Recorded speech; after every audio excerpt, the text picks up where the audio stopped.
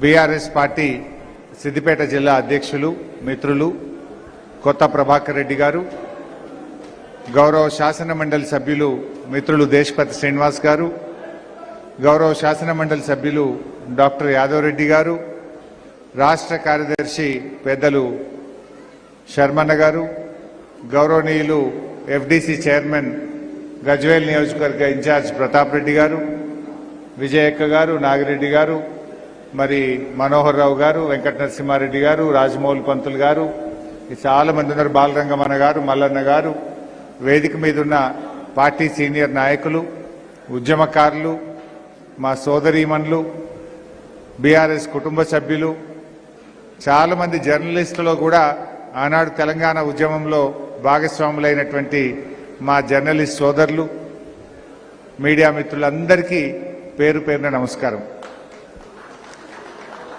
November 29 అంటే ఒక చరిత్ర. మనం మొన్ననే అనుకున్నాం, నవంబర్ 29 లేకపోతే డిసెంబర్ 9 ప్రకటన లేదు, డిసెంబర్ 9 ప్రకటన లేకపోతే మనకు తెలంగాణ రాష్ట్రమే లేదు. ఇవాళ ఉద్యమం అనేది ఇవాళ నవంబర్ 29 ఒక కీలకమైనటువంటి ఉద్యమాన్ని మలుపు తిప్పినటువంటి దినం. మన సిద్దిపేటకు ఉద్యమానికి కూడా చాలా అవినాభావ సంబంధం ఉంది. 2001లో కోనాయిపల్లి వెంకటేశ్వర స్వామి దేవాలయంలో పూజ చేసి గులాబీ జెండా ఎత్తడం ఒక చరిత్ర. 2001లో సిద్దిపేట ఉప ఎన్నికల్లో ఆనాటి అధికార పార్టీ డబ్బుల ధనదాహానికి, ఆ అధికార దుర్వినియోగాన్ని తిప్పికొట్టి కేసీఆర్ ను గెలిపించిన సిద్దిపేట గడ్డది ఒక చరిత్ర. అదేవిధంగా 2009 తెలంగాణ ఉద్యోగ గర్జన సిద్దిపేటలో జరిగింది. హైదరాబాద్ ఫ్రీ జోన్ కాదు, హైదరాబాద్ ఆరో జోన్లో అంతర్భాగమని సిద్దిపేటలో జరిగిన ఉద్యోగ గర్జన ఒక చరిత్ర. మన అంబేద్కర్ భవన్ కేసీఆర్ గారు ఈ నవంబర్ 29 డేట్ ఎప్పుడు ప్రకటించిండు, ఎక్కడ ప్రకటించిండు? సిద్దిపేటలోని అంబేద్కర్ భవన్లో నేను నవంబర్ 29వ తేదీ నా గడ్డ సిద్దిపేటలో ఆమరణ నిరాహార దీక్ష కూర్చోబోతున్నా అని చెప్పి ప్రకటించిండు. ఆ అంబేద్కర్ భవన్ ప్రకటన ఒక చరిత్ర. అదేవిధంగా నవంబర్ 29 కరీంనగర్ నుంచి సిద్దిపేటకు వస్తూ అల్గునూర్ చౌరస్తాలో కేసీఆర్ ను అరెస్ట్ చేయడం, ఖమ్మం జైల్లో పెట్టడం ఒక చరిత్ర. కేసీఆర్ గారి ఆమరణ దీక్ష మరి 11 రోజుల పాటు ప్రాణాన్ని లెక్క చేయకుండా ఆయన చేసినటువంటి దీక్ష ఒక చరిత్ర. మిలియన్ మార్చ్ ఒక చరిత్ర, సాగరహారం ఒక చరిత్ర, రాజీనామాలు, దేశంలో అత్యధిక సార్లు పదవులను గడ్డిపోచల్లాగా రాజీనామా చేసిన బీఆర్ఎస్ పార్టీది ఒక చరిత్ర. ఇలా ఎన్నో ఉన్నాయి. ఎన్నో త్యాగాల ఫలితం, కేసీఆర్ దీక్ష ఫలితం, అమరుల త్యాగ ఫలితం నేటి ఈ తెలంగాణ రాష్ట్రం. మరి కేసీఆర్ గారు చాలా పట్టుదలతో ఆయన ఆమరణ దీక్ష చేసినారు. నిమ్స్లో ఆయన ఆమరణ దీక్ష చేస్తూ ఉంటే ఒకసారి దాదాపు 8 రోజులు 9 రోజులు అయింది. మనిషి బాగా క్షీణించిపోయాడు. బీపీ షుగర్ ఫ్లక్చువేషన్ అవుతా ఉంది, బీపీ బాగా ఫ్లక్చువేట్ అవుతా ఉంది. ఓ రోజు నేను దగ్గరికి పోయి దీక్ష విరమించాలేమో, మీ ప్రాణానికి హాని జరిగే ప్రమాదం ఉందని డాక్టర్లు చెప్తున్నారు అని నేను దగ్గరికి పోయి ఆయనను చాలాసేపు బతిలాడడం జరిగింది. ఆయన ఒక మాట అన్నాడు, హరీష్, తెలంగాణ వచ్చేదాకా నా ప్రాణం పోదు అని నాకు ధైర్యం చెప్పిన నాయకుడు కేసీఆర్. నాకు ఉల్టా ధైర్యం చెప్పిండు మంచం మీద పట్టుకొని. అంత మొక్కబోని ధైర్యం ఆయనది. ఒకరోజు డాక్టర్లందరూ వచ్చారు, నేను అక్కడే ఉన్నా. మీ క్రియాటిన్ లెవెల్స్ పడిపోతా ఉన్నాయి, ఏ క్షణంలోనైనా మీ కిడ్నీలు ఫెయిల్ కావచ్చు, ఏ క్షణంలోనైనా మీ కిడ్నీలు పనిచేయకపోవచ్చు, మీరు డయాలసిస్ మీదకి వెళ్ళిపోతున్నారు అని డాక్టర్లు హెచ్చరించారు. మీరు దీక్ష విరమించాల్సిందే, మీకు ప్రాణహాని ఉంది అని డాక్టర్లు హెచ్చరించారు. ఒక మాట అన్నాడు డాక్టర్లతోని, నేను విరమించను, నేను చచ్చిపోతే నా శవం మీద తెలంగాణ జెండా కప్పండి అన్నాడు కేసీఆర్. కొంతమంది మూర్ఖులు ఈరోజు మాట్లాడుతున్నారు కేసీఆర్ దీక్ష మీద. ఆ రోజు దగ్గరుండి చూసిన వాళ్ళు ఎంతో మంది, జయశంకర్ సార్, మందకృష్ణ మాదిగ గారు, ఆర్ విద్యాసాగర్ రావు గారు, పార్టీ శ్రేణులు ఎంతో మంది దగ్గరగా ఉండి చూశారు. ఇవాళ ఒక పిసిసి ప్రెసిడెంట్ మూర్ఖంగా మాట్లాడుతుండు కేసీఆర్ దీక్ష గురించి. అసలు ఆ దీక్ష గురించి మాట్లాడే అర్హత నీకు ఉన్నదా? కేసీఆర్ లేకపోతే తెలంగాణ ఎక్కడిది? తెలంగాణ లేకపోతే నీకు ఆ టిపిసిసి అధ్యక్ష పదవి ఎక్కడిది? అరే మీ పార్టీ అగ్రనాయకుడు ప్రణబ్ ముఖర్జీ రాసిన పుస్తకం చదువు, మై ప్రెసిడెన్షియల్ ఇయర్స్ అని. భారతదేశ రాష్ట్రపతి ప్రణబ్ ముఖర్జీ ఒక పుస్తకం రాశాడు.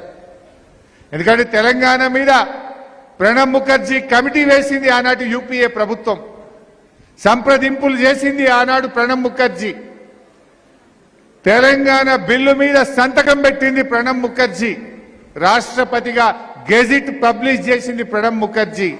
ఆ ప్రణబ్ ముఖర్జీయే ద ప్రెసిడెన్షియల్ ఇయర్స్ అనే తాను రాసిన పుస్తకంలో కేసీఆర్ గురించి ఒక పేజీ రాసిండు.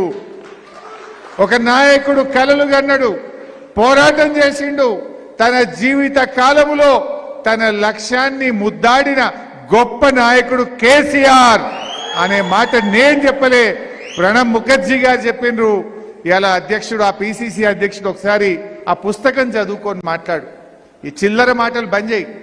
కేసీఆర్ దీక్ష లేకపోతే డిసెంబర్ 9 నాడు చిదంబరం ప్రకటన చేస్తుండేనా? డిసెంబర్ 9 ప్రకటన కేసీఆర్ దీక్ష ఫలితం. యావత్ తెలంగాణ జాతి ఒక్కటై రోడ్ల మీదకి వచ్చి తెలంగాణ అగ్ని గుండంగా మారింది. గజగజలాడిపోయి ఐబీ రిపోర్ట్లతో ఆనాటి కేంద్ర ప్రభుత్వం దిగొచ్చి తెలంగాణ ఇచ్చింది తప్ప ప్రేమతో నియ్యలే. ప్రేమతో ఇచ్చిందా? కేసీఆర్ దీక్ష లేకపోతే తెలంగాణ ప్రకటన వచ్చునా? ఇలా దీక్షలు మన వంతు, కక్షలు కాంగ్రెస్ వంతు. దీక్షలు చేసింది బీఆర్ఎస్ నాయకులు. 1531 రోజులు సిద్దిపేట గడ్డ మీద నిరంతర నిరాహార దీక్ష సాగింది కదా. ఎన్ని దీక్షలు చేసినాం? పాపం మా అహ్మద్ లాంటి వాళ్ళు పండుగలు పబ్బాలు లేకుండా కొట్లాడిరు కదా. ఆ దీక్షా శిబిరానికి జస్టిస్ శ్రీకృష్ణ కమిటీ వచ్చింది సిద్దిపేటకు. ఆనాడు జస్టిస్ శ్రీకృష్ణ కమిటీ డేట్ వచ్చి 2010 ఆగస్టు 25. 2010 ఆగస్టు 25 నాడు సిద్దిపేట నిరాహార దీక్ష శిబిరానికి జస్టిస్ శ్రీకృష్ణ కమిటీ వచ్చి అందరి అభిప్రాయాలు తీసుకున్నది. అక్కడి నుంచి చిన్నగుండెవెల్లికి పోయింది. చిన్నగుండెవెల్లిలో మా శంకరక్క, మా చాలా మంది నాయకులు అద్భుతంగా ఎందుకు తెలంగాణ కావాలో బల్ల గుద్ది ఆనాడు జస్టిస్ శ్రీకృష్ణ కమిటీకి చెప్పిండ్రు మా చిన్నగుండెవెల్లి ప్రజలు. అరే ఆ చిన్నగుండెవెల్లే కాదు, చాలా ఊర్లు చిన్నగుండెవెల్లి నుంచి సిద్దిపేట ఆర్డీఓ ఆఫీస్ కు వేల మంది మార్చ్ ఫాస్ట్ మా తెలంగాణ మాకు కావాలని పాదయాత్రలు చేసిండ్రు, ధర్నాలు చేసిండ్రు. ఎన్నో గొప్ప గొప్ప త్యాగాలు, పోరాటాల ఫలితం ఇవాళ తెలంగాణ. దీక్షలు మన వంతు, ఇవాళ కుట్రలు కాంగ్రెస్ వంతు, కక్షలు. ఇవాళ ఉద్యమాలు మన వంతు, ఉత్తుత్త హామీలు కాంగ్రెస్ వంతు. మిలియన్ మార్చ్ మన వంతు, మిలియన్ల కొద్ది డబ్బులు ఢిల్లీకి మూటలు కట్టుడు కాంగ్రెస్ వంతు అయిపోయింది. రేవంత్ రెడ్డి కూడా ఇలా మాట్లాడుతుండు. అయ్యా రేవంత్ రెడ్డి, అసలు తెలంగాణ ఉద్యమంలో నీ మీద ఒక్క కేసు ఉన్నదా? ఒక్క కేసు? మా మీద వందల కొద్ది కేసులున్నాయి, 370 కేసులున్నాయి నా మీద. నీ మీద ఒక్క కేసు ఉన్నదా? నువ్వు ఒక్కనాడన్న తెలంగాణ కోసం రాజీనామా చేసినావా రేవంత్ రెడ్డి? రైలు రోకో చేసినావా నీ ముఖానికి? నువ్వు కూడా ఇవాళ తెలంగాణ ఏదో అడ్డిమారి గుడ్డి దెబ్బలో ముఖ్యమంత్రి అయినావు. నువ్వు కూడా మాట్లాడతావు తెలంగాణ గురించి. ఆనాడు తెలంగాణ ఉద్యమకారుల మీద ఇదే కరీంనగర్కు పోతూ తుపాకీ పట్టుకొని బయలుదేరిన రైఫిల్ రెడ్డివి నువ్వు. తెలంగాణ ఉద్యమ చరిత్ర రాస్తే కేసీఆర్ త్యాగాల గురించి రాస్తారు, రేవంత్ రెడ్డి ద్రోహం గురించి రాయాల్సి వస్తుంది. నీదొక బ్లాక్ పేజ్. తెలంగాణ ఉద్యమ ద్రోహివి నువ్వు. మేమందరం రాజీనామాలు చేస్తే జిరాక్స్ కాగితాలు ఇచ్చి ముఖం చాటు చేసిన ద్రోహి రేవంత్ రెడ్డి ఇవాళ ఆయనకు ఇవాళ తెలంగాణ ఉద్యమంకు ద్రోహం చేసిన ఆయన కోదండరామరెడ్డికి ముద్దయిపోయిండు. ఉద్యమాలు చేసిన మేము చేదైపోయినాం. ఉద్యమ ద్రోహి రేవంత్ రెడ్డి కోదండరాంకు ముద్దయిపోయిండు. ఏనడన్నా ఉద్యమం చేస్తేవా, జై తెలంగాణ అంటివా, అమరుల పాడెమోస్తీవా, రాజీనామా చేస్తేవా, ఏనాడు నువ్వు ఉద్యమంలో పాల్గొన్నావు? ఇలా ఇంకా బాధ కలుగుతా ఉంది నాకు. నిజంగా ఢిల్లీలో కేసీఆర్ గారేమో తెలంగాణ సాధించిండు.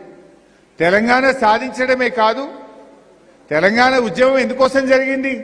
జయశంకర్ సార్ చెప్పేవాడు, నీళ్లు, నిధులు, నియామకాలు. తెలంగాణ పోరాటమే నీళ్ల కోసం, నిధుల కోసం, నియామకాల కోసం. ఆనాడు కేసీఆర్ తెలంగాణ సాధించిండు. సాధించడమే కాదు, నియామకాల్లో పక్కా 95% ఉద్యోగాలు తెలంగాణ బిడ్డలకే దక్కేటట్టు రాష్ట్రపతి ఉత్తర్వులను సవరింపజేసిండు కేసీఆర్.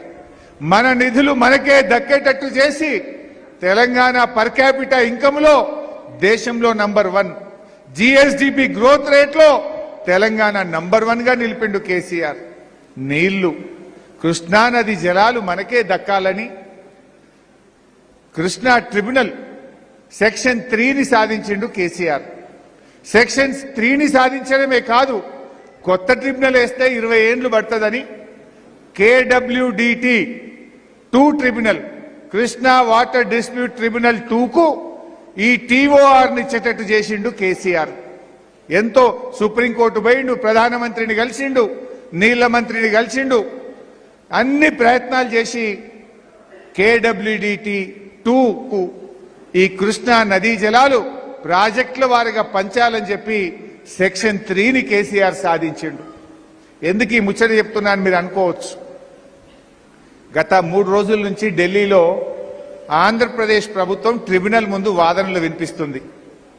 ఆ కృష్ణా నదిలో నీళ్ల పంపకం మీద మొన్నటిదాకా మన ఇంజనీర్లు, మన లాయర్లు వాదించిండ్రు. ఇప్పుడు ఆంధ్రప్రదేశ్ వాదిస్తున్నది. ఆంధ్రప్రదేశ్ లాయర్లు పోయి ట్రిబ్యునల్ ముందు ఏమంటున్నారు తెలుసా? జడ్జి గారి ముందు, తెలంగాణ ఉద్యమం రాజకీయాల కోసం అయిందట.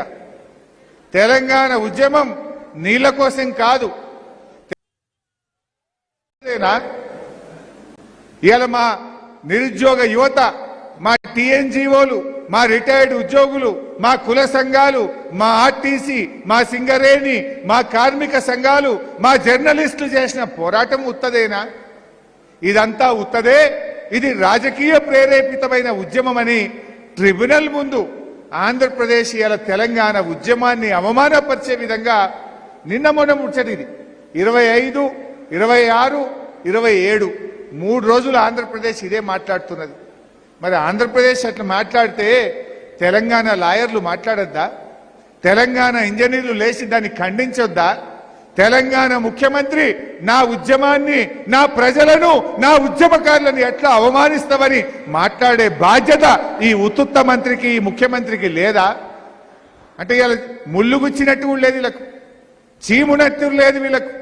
తెలంగాణ ఉద్యమాన్ని ఆంధ్రప్రదేశ్ ట్రిబ్యునల్ ముందు అవమానిస్తుంటే, మన నీళ్లు దోచుకపోయే ప్రయత్నం చేస్తుంటే ఇలా నోరు కూడా మెదపకుండా పడి ఉన్నారు వీళ్ళు. కేసీఆర్ తెలంగాణ తెచ్చిండు, నీళ్ల కోసం ట్రిబ్యునల్ తెస్తే గా హక్కు తెచ్చుకునే తెలివి లేదు. ఆ ట్రిబ్యునల్ ముందు ఆంధ్రప్రదేశ్ ఏం చెప్పాలి? చెప్తే ఎందుకు ఆంధ్రప్రదేశ్కు నీళ్లు ఇయ్యాలో టెక్నికల్గా వాదనలు వినిపించాలి, లీగల్గా వాదనలు వినిపించాలి.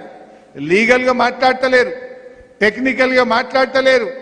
కేవలం మన మీద బురద జల్లుతా ఉన్నారు, మన ఉద్యమాన్ని తక్కువ చేసి చూపిస్తా ఉన్నారు, మన ఉద్యమకారులను, అమరులను అవమానపరిచే విధంగా ఇవాళ ఆంధ్రప్రదేశ్ ట్రిబ్యునల్ ముందు వాదనలు వినిపిస్తా ఉంది. ఇప్పటికైనా ఓ ఉత్తుత్త మంత్రి, ఓ అడ్డిమారి గుడ్డి దెబ్బ ముఖ్యమంత్రి, కళ్ళు తెరవండి, సోయి తెచ్చుకోండి, ఆ కృష్ణా ట్రిబ్యునల్లో తెలంగాణ వాటా సాధించండి. చేత కాకుండా దద్దమల్లాగా నోర్లు మూసుకొని ఉండకండి. ఇది తెలంగాణ 3 కోట్ల ప్రజల ఆత్మ గౌరవం. ఈ 3 కోట్ల ప్రజల ఆత్మ గౌరవాన్ని దెబ్బతీసే విధంగా ఆంధ్రప్రదేశ్ ఇలా ట్రిబ్యునల్ ముందు మాట్లాడుతూ ఉంది.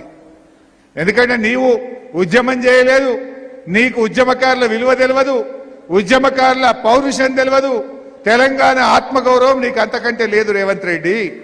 కానీ ఆ కాంగ్రెస్ లో ఎవరన్నా ఉన్నోళ్ళు, తెలంగాణ సోయి ఉన్నోళ్ళు, తెలంగాణ వాళ్ళు ఎవరైనా ఉంటే ఇప్పటికైనా కళ్ళు తెరవండి, ధీటుగా ఆ ట్రిబ్యునల్ ముందు తెలంగాణ వాదనలు వినిపించాలని చెప్పి నేను ఈరోజు ఈ ప్రభుత్వాన్ని హెచ్చరిస్తా ఉన్నా.